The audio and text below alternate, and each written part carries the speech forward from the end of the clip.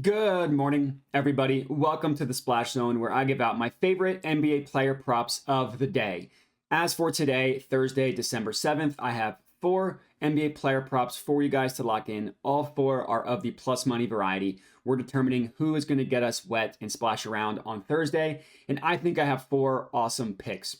Before we get into today, I do want to do a quick recap from yesterday, which was awesome. So hopefully we can continue the hot streak. Yesterday, I gave out another 4 picks. We went 3-1 on those 4 picks. We end the day up 4.5 units thanks to the juicy odds.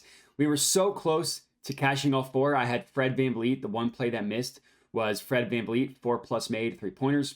He ended with 3. And obviously the low totals, so it's a big deal going from the next one up. But still, if he had just made one more, that would have been nice for us. But regardless, we'll take a 3-in-1 day. We'll take a profit of plus 4.5 units any day. That brings our total profit season to date on these NBA player props up to 15.76 units of profit with an ROI of essentially 15%, which we will take. 15% is awesome. So if you are new to my channel, I definitely recommend subscribing so you can follow me along with this journey and hopefully tail with me along with everybody else. And then for this specific video, would appreciate it if you could like, subscribe, comment, all that stuff helps me out a ton. And let's get into today's picks. So in-season tournament semifinals, we got 2 games. I'm going to have 2 picks for each game. First up, Pacers versus Bucks game. I'm taking Giannis, 35 plus points, plus 110 odds at FanDuel. I'm not going to be sneaky here. I'm just going to take the obvious bait and take Giannis to blow up. I'm also laddering him up to 40 and 45 points as well, just scaling down the unit size as I scale up the points. But we're just going to track whether he gets to 35. But just to be upfront, I am personally taking him 40 plus and 45 plus as well. Now, this is a game, obviously, you're going to want pieces in it. And since we're taking Giannis, I'll start with the Pacers. The Pacers have the 3rd worst defense in the NBA according to net rating. And they allow the 2nd most points per game, just straight up. They allow the 2nd most points per game. The reason why they allow so many points is because they have a terrible defense. Also because they play at the fastest pace, literally the fastest pace in the NBA. So yeah, they're going to be a ton of possessions in this game, especially for the Bucks and the Pacers. So for both teams. Giannis, obviously, Giannis is incredible. In the last game in the in-season tournament, he put up exactly 35 against the Knicks. The Knicks have a much better defense, and they also play at a much slower pace. So pretty impressive for him to get the 35 in that matchup. On the year, he's had 35 plus points in 7 total games. That might not seem like a lot, but this is clearly a matchup where you want to target Giannis. The Pacers, they just have no bodies. They have nobody that can hang with Giannis physically. Now, not a lot of people do, to be fair, but the Pacers definitely don't. So Giannis, he's going to be able to get to the rim at will. And as a reminder, these 2 teams played earlier this year. Giannis scored 54 points in that game. That's a lot of points. Last year, these 2 teams played 3 times. Giannis scored 35 plus points in 2 of those 3 games.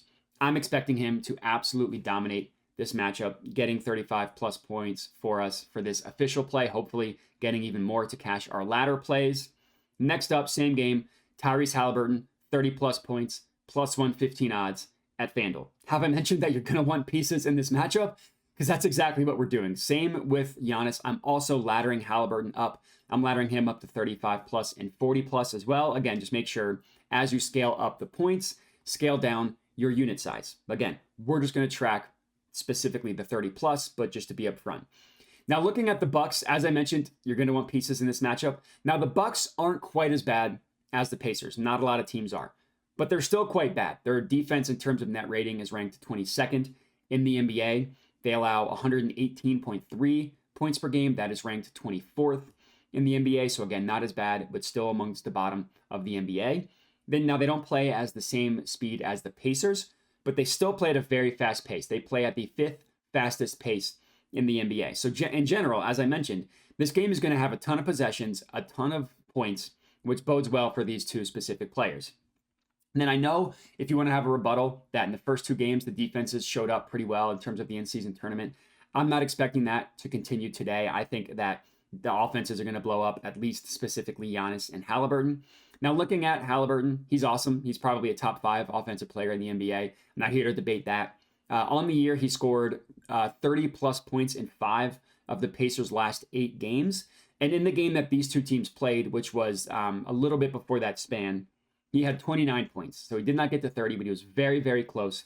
And in general, the Bucks are a team that you want to target for the opposing team's point guards, right? The Bucks allow the 5th most points per game specifically to the point guard. Now, that did not work out for me last game when I targeted Brunson. Randall was the one that blew up. It was not Jalen Brunson.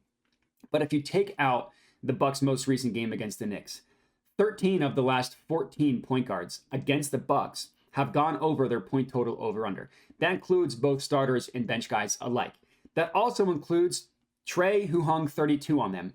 In a 2-game span, Jordan Poole put up 26 and 30 points against the Bucks. Allowing that many points to Jordan Poole is like allowing 60 to Trae Young, essentially. 35 from Luka, 39 from Kyrie, 37 from LaMelo, 33 from Cade. In a previous game against the Knicks, Brunson put up 45 against them. So yeah, the Bucks can't guard the point guard. Hopefully that means Halliburton can blow up for us, cashing 30 points officially, and then cashing our ladder plays as well.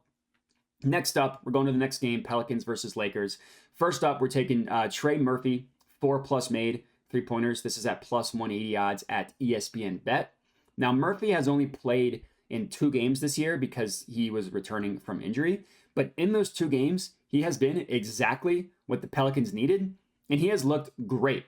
And his minutes should only increase, right? He's looked great, and he's only played 22 minutes in his first game and 29 minutes in his second game. So hopefully he can get us to 30, 35 plus in this one, which is what he was averaging last year, obviously when he was healthy.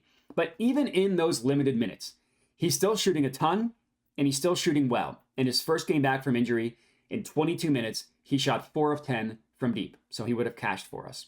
In his second game back, in 29 minutes, he shot 3 of 8 from deep. So yeah, he wouldn't have cashed 4 plus.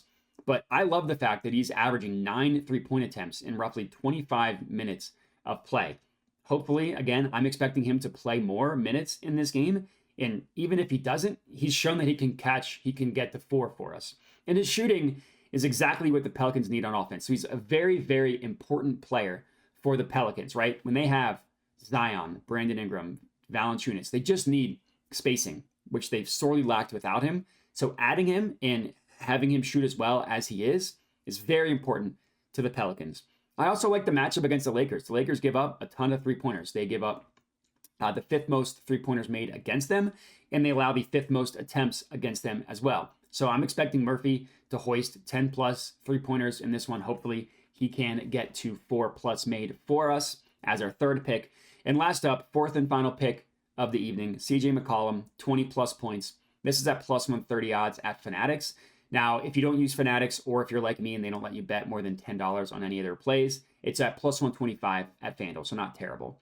I did want to choose one player on each team, but nothing really struck out to me for the Lakers, so I decided to just go with another Pelican. And I really do like CJ to get to 20 plus points, so I don't feel like I'm forcing it there. Similar to Trey Murphy, CJ has recently returned from injury. Now, CJ played at the beginning of the year, so he hasn't missed as much time as Trey Murphy, but regardless, he's also returning back from injury. He's played 3 games since that whole collapsed lung situation. In those 3 games, he scored 20, 19, and 17. So yeah, he's only officially gotten to 20 plus points once. But what I like the fact is that he's playing normal minutes, so we don't have to worry about any minutes restriction here like we do with Trey Murphy. And I like the fact that he's still shooting a lot, and he's hovering close to 20 points in every game. In the 3 games since he returned from injury, he's attempted 16, 18, and 14 from the field. So pretty good there. It's not as though he's been shy to shoot since he returned from injury. Looking at the entire year, he scored 20 plus points in 4 of 9 games. So obviously this is dating back pre-injury. And 2 times he's gotten exactly to 19. So he's pretty consistently been close. And this is a matchup where CJ McCollum should be able to have a good game. The Lakers defense is good overall, but one area in which they struggle is specifically against point guards. Looking at Fantasy Pros, you can drill in to specific matchups like defenses versus positions.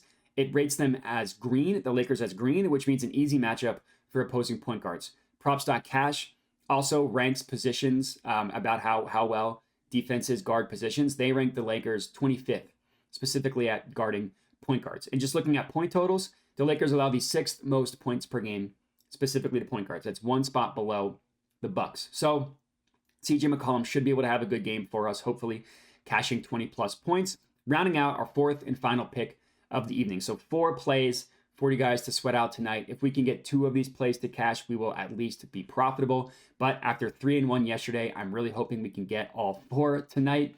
And that's all we got. So I appreciate everybody for watching. Again, remember to like, comment, subscribe, all that good stuff, and have a good one.